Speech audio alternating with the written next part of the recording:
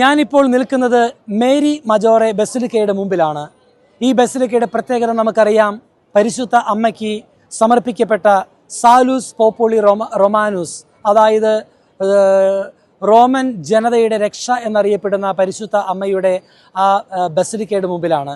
എന്നാൽ ഈ ദിവസങ്ങളിൽ ഏറ്റവും കൂടുതൽ പ്രത്യേകതയായി നാം ഓർമ്മിക്കേണ്ട ഒരു കാര്യം, പരിശുദ്ധ പിതാവ് ഫ്രാൻസിസ് മാർപ്പാപ്പ ദിവംഗതനാകുന്നതിന് വർഷങ്ങൾക്ക് മുമ്പ്, കൃത്യമായി പറഞ്ഞാൽ 2022 ജൂൺ 29 തൻ്റെ ജീവിതം സൂര്യാസ്തമയത്തോട് അടുത്തിരിക്കുന്നുവെന്ന് മനസ്സിലാക്കിയ ഫ്രാൻസിസ് പാപ്പ ജീവിതത്തിൻ്റെ ലാസ്റ്റ് വിൽ, അന്ത്യാഭിലാഷം എഴുതിയ കത്ത് കൈമാറിയത് ഈ ബസിലിക്കയുടെ ക്വാജിത്തൂർ ബിഷപ്പ് കർദിനാളായ റൊളാണ്ടസ് മക്രിക്കാസിനാണ്.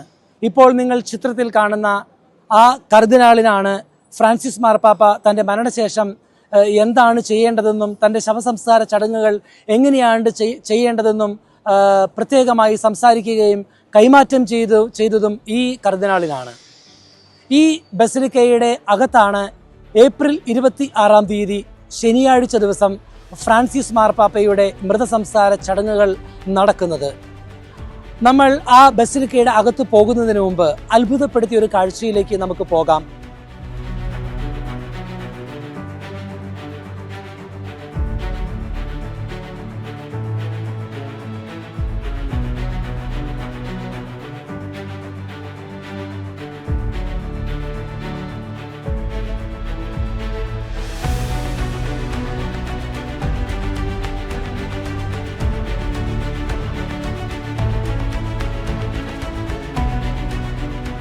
ഈ സ്ഥലത്തിന് ഒരു പ്രത്യേകതയുണ്ട്. വലതുവശത്ത് എൻ്റെ പുറകിലായി നിങ്ങൾക്ക് കാണാവുന്നതുപോലെ ഫ്രാൻസിസ് മാർപ്പാപ്പയെ ഏറെ സ്നേഹിക്കുന്ന ജനങ്ങൾ, സന്യസ്തരും വൈദികരും എല്ലാം വന്ന് ഫ്രാൻസിസ് മാർപ്പാപ്പയ്ക്ക് പ്രാർത്ഥനകൾ ആശംസിച്ചുകൊണ്ട് എഴുതുവാൻ വേണ്ടി അവിടെ ഒരു ബുക്ക് വെച്ചിട്ടുണ്ട്. അവിടെയും വലിയ ഒരു ക്യൂ തന്നെയാണ് ബസിലിക്കയുടെ മുമ്പിൽ നമുക്ക് കാണാനായിട്ട് സാധിക്കുക. അവരെല്ലാവരും അവരുടെ പ്രാർത്ഥനാ നിയോഗങ്ങൾ കൂടി ആ ബുക്കിൽ എഴുതി വെക്കുന്നുണ്ട്, ഫ്രാൻസിസ് മാർപ്പാപ്പയുടെ മധ്യസ്ഥതയിലൂടെ അനുഗ്രഹങ്ങൾ ലഭിക്കുവാൻ. അതോടൊപ്പം തന്നെ ഫ്രാൻസിസ് മാർപ്പാപ്പയോടുള്ള സ്നേഹം പ്രകടിപ്പിച്ചുകൊണ്ട് അവരുടെ സന്ദർശനത്തിൻ്റെ ഓർമ്മകളുടെ ഭാഗമായി അവരുടെ പേരുവിവരങ്ങളും അവരുടെ ആശംസകളും ആ ബുക്കിൽ എഴുതിക്കൊണ്ടിരിക്കുകയാണ് ഭക്തിപൂർവ്വം. ഏതായിരുന്നാലും ഫ്രാൻസിസ് മാർപ്പാപ്പയുടെ മൃതസംസ്കാര ചടങ്ങുകൾ നടക്കുന്ന ആ ദേവാലയത്തിൻ്റെ അകത്തേക്ക് നമുക്ക് പോകാം.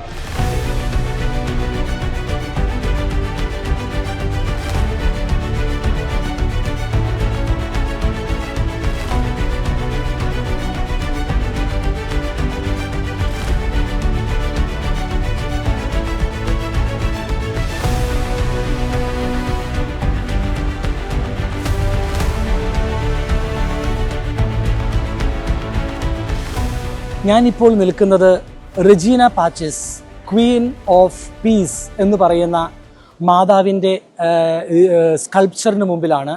ഇതിൻ്റെ പ്രത്യേകതകളെക്കുറിച്ച് നാളുകൾക്ക് മുമ്പ് നമ്മളൊരു വീഡിയോ ചെയ്തിരുന്ന ഒരു ഡോക്യുമെൻ്ററിയായി, മേരി മജോറെ ബസിലിക്കയുടെ പ്രത്യേകതകളെക്കുറിച്ച്.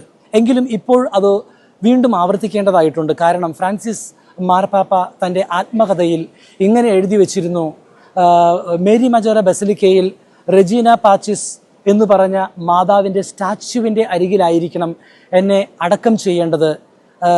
സാലൂസ് പോപ്പോളി റൊമാനോ എന്ന് പറഞ്ഞ മാതാവിൻ്റെ രൂപമുള്ള ആ ദേവാലയത്തിൻ്റെ ഇടയിലും ഈ സ്റ്റാച്യുവിൻ്റെ ഇടയിലുമായിരിക്കണം എന്നെ അടക്കം ചെയ്യേണ്ടതെന്ന് അദ്ദേഹം ആവശ്യപ്പെട്ടിരുന്നു. ഈ മാതാവ് സമാധാനത്തിൻ്റെ രാജ്ഞിയാണ്. പരിശുദ്ധ പിതാവ് ഫ്രാൻസിസ് മാർപ്പാപ്പ തൻ്റെ ലാസ്റ്റ് വില്ലിൽ എഴുതി വെച്ചിരുന്നു, ലോകത്തിൽ സമാധാനമുണ്ടാകാൻ വേണ്ടി നിങ്ങൾ പ്രാർത്ഥിക്കണമെന്ന്. അദ്ദേഹത്തിൻ്റെ സഹനങ്ങളെല്ലാം സമർപ്പിച്ചത് ആ നിയോഗത്തിന് വേണ്ടിയായിരുന്നു.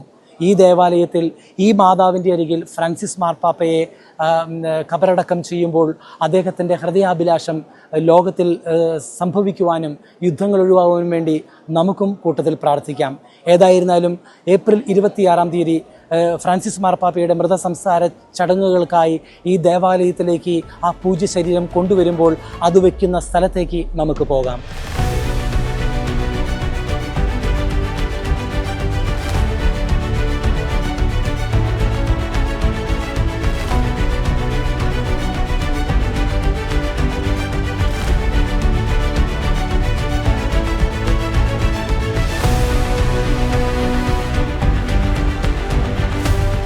മേരി മേജർ ബസിലിക്കയിലേക്ക് നമ്മൾ പ്രവേശിക്കുമ്പോൾ ഫ്രാൻസിസ് മാർപ്പാപ്പ എന്നും പൂക്കൾ വെച്ച് പ്രാർത്ഥിക്കാറുള്ള ആ കപ്പേളയുടെ അരികിലായി എൻ്റെ ഏറ്റവും പുറകിലായി നിങ്ങൾക്ക് കാണാം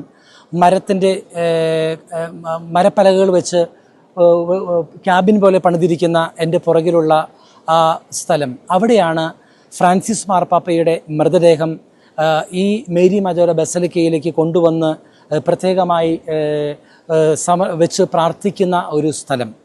അദ്ദേഹത്തിൻ്റെ മൃതസംസ്കാര ചടങ്ങുകൾ ഏപ്രിൽ 26 രാവിലെ 10 മണിക്ക് ആരംഭിക്കുന്നതാണെന്ന് നമ്മൾക്ക് അറിയാമല്ലോ. അതിനുവേണ്ടി നമുക്ക് പ്രാർത്ഥനാപൂർവ്വം ഒരുങ്ങുന്നതോടൊപ്പം തന്നെ മറ്റൊരു പ്രധാനപ്പെട്ട സ്ഥലത്തേക്ക് നമുക്ക് യാത്രയാകാം. അതായത് ഫ്രാൻസിസ് മാർപ്പാപ്പ തൻ്റെ ലോകം മുഴുവനും ഉള്ള മിഷണറി യാത്രകൾക്ക് മുമ്പായി ദേവാലയത്തിൽ വന്ന് പരിശുദ്ധ അമ്മയുടെ ചിത്രത്തിന് മുമ്പിൽ പൂക്കൾ വെച്ച് പ്രാർത്ഥിക്കുന്ന പതിവുണ്ട്. മിഷണറി യാത്ര കഴിഞ്ഞ് തിരിച്ചു വരുമ്പോഴും പൂക്കൾ വെച്ച് പ്രാർത്ഥിക്കുന്ന പതിവുണ്ട്. വാസ്തവത്തിൽ മാർപ്പാപ്പയായതിനു ശേഷം മാത്രമല്ല, വൈദികനായിരിക്കുമ്പോഴും ആർച്ച് ബിഷപ്പും കർദിനാളായിരുന്നപ്പോഴോ എപ്പോഴൊക്കെ റോമിൽ വന്നിട്ടുണ്ടോ അപ്പോഴെല്ലാം ഈ അമ്മയെ സന്ദർശിച്ച് പ്രാർത്ഥിക്കുന്ന പതിവ് ഫ്രാൻസിസ് മാർപ്പാപ്പയുടെ ജീവിതത്തിലുണ്ടായിരുന്നു. ഏതായിരുന്നാലും ജെമല്ലി ആസ്പത്രിയിൽ 38 ദിവസങ്ങളുടെ നീണ്ട ചികിത്സകൾക്ക് ശേഷം നന്ദി പറയുവാൻ വേണ്ടി കൂടി ഫ്രാൻസിസ് മാർപ്പാപ്പ ഒടുവിലായി ഈ അമ്മയുടെ മുമ്പിൽ വന്ന് പൂക്കൾ സമർപ്പിച്ചിരുന്നു. ആ അമ്മയുടെ മുമ്പിലേക്ക് നമുക്ക് യാത്രയാകാം.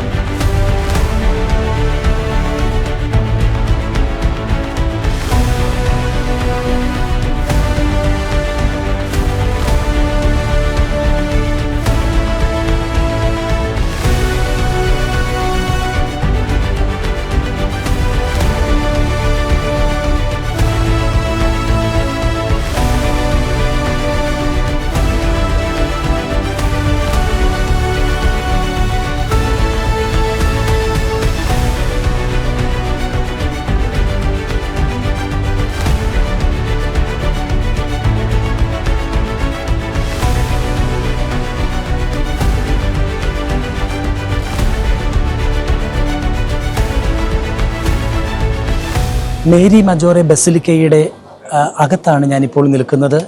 എൻ്റെ പുറകിലായി കാണുന്ന ആ പരിശുദ്ധ അമ്മയുടെ ചിത്രമാണ് സാലൂസ് പോപ്പുളി റൊമാനിസ് എന്നറിയപ്പെടുന്നത്.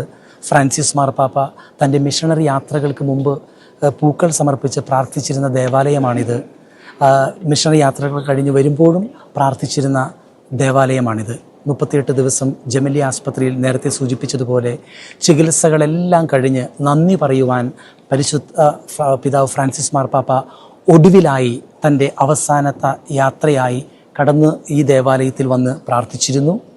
ഏതായാലും ഫ്രാൻസിസ് മാർപ്പാപ്പയ്ക്ക് പരിശുദ്ധ അമ്മയുമായുള്ള ആഴമായ സ്നേഹബന്ധത്തിൻ്റെ അടയാളം കൂടി ഈ ദേവാലയത്തിനുണ്ട്. ആത്മബന്ധത്തിൻ്റെ വലിയൊരു കഥ പറയുവാനുണ്ട്. ഫ്രാൻസിസ് മാർപ്പാപ്പ തൻ്റെ മരണശേഷം അന്തിയുറങ്ങുവാൻ ആഗ്രഹിച്ചത് പരിശുദ്ധ അമ്മയുടെ അരികിലാണ്. നമുക്ക് ഏപ്രിൽ 26 രാവിലെ 10 മണിക്ക് ആരംഭിക്കുന്ന ഈ മേരി മജോർ ബസിലിക്കയിൽ ആരംഭിക്കുന്ന മൃതസംസ്കാര ചടങ്ങുകൾക്കായി പ്രാർത്ഥനാപൂർവ്വം കാത്തിരിക്കാം. മേരി മജോറ ബസിലിക്കയിൽ നിന്നും ഗുഡ്നസ് ടെലിവിഷന് വേണ്ടി സിസ്റ്റർ കിരൺ FCCയോടൊപ്പം ഫാദർ ജോബി പോൾ.